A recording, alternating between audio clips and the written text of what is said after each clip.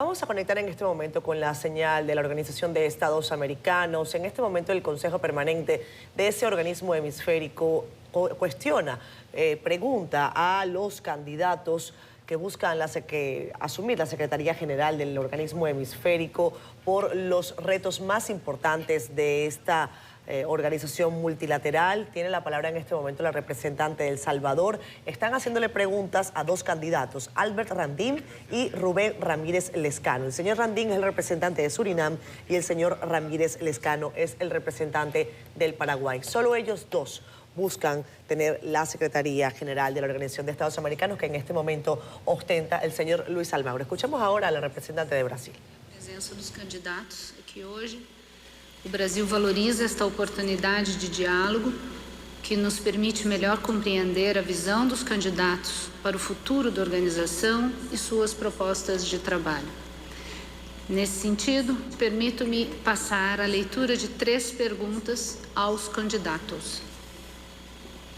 Caso eleito, como o candidato pretende contribuir concretamente aos esforços dos Estados-membros de reforma da gestão e da governança da organização?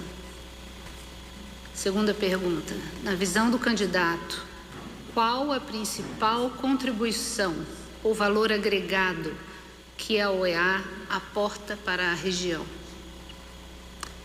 Terceira pergunta, quais medidas o candidato tenciona patrocinar, caso eleito, para assegurar o equilíbrio de gênero nos altos cargos do Secretariado-Geral?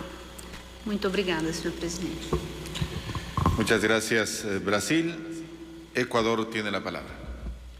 Gracias, señor presidente. La delegación del Ecuador saluda a los cancilleres de Surinam y Paraguay y agradece su presentación esta mañana, que nos ha permitido conocer mejor su visión y sus propuestas para la organización. Varios de los aspectos que la delegación tenía pensado plantear han sido ya expuestas por otras delegaciones, así que me restringiría a ciertos aspectos concretos. El uno tiene que ver con de qué manera la Secretaría General puede aportar y ayudar en casos donde son flagrantes las violaciones a la institucionalidad democrática de los países miembros y dotar de mayor aplicabilidad y eficacia a la Carta Democrática Interamericana. Y una segunda pregunta sería respecto al pilar de desarrollo y preguntaría a los señores candidatos cuál sería su postura para ayudar a superar esta trampa de los países de renta media y promover un cambio en esta definición hacia un concepto de multidimensional de desarrollo o de desarrollo en transición para buscar mayor acceso a los recursos financieros internacionales y a nuevas formas de financiamiento para la cooperación internacional para el desarrollo sostenible. Muchas gracias. Muchas gracias, Ecuador.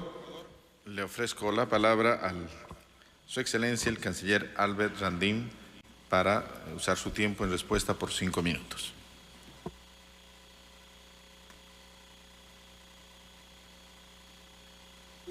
Thank you very much to the representative from Bolivia in the first place.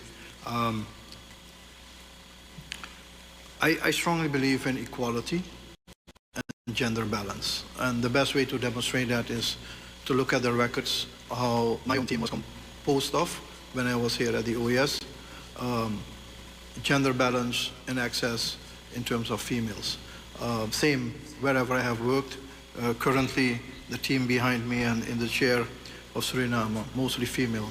I recognize capabilities, and I have noticed that when we don't look at the gender, we see that females very much are in a better position in that regard. In terms of indigenous people, my experience here with the working group Indigenous People, we have to see how we can reactivate that or activate that much more, much stronger, because it fulfills an important role for the debate, but a lot is happening in the hemisphere with regard to the position of indigenous people. Recently, we hosted the ACTO meeting in Paramaribo on the Amazon, and what Brazil showed us is how much of that territory is occupied in different countries, 8 countries, by indigenous people. So there is need to focus on that stronger. You raised the question about the inter-American interaction. Well, in terms of, and this goes to some of the other questions raised, the Inter-American Democratic Charter is a useful tool. Maybe after so many years in operation, time to reflect on it, but it has clear provisions that give the Secretary General the opportunity to not intervene, but at least to get information from within countries and report back to the Permanent Council for proper decision making. And I think that tool should not be underestimated. We have the question about from El Salvador with regard to the OES. I strongly believe in terms of modernization that change is needed.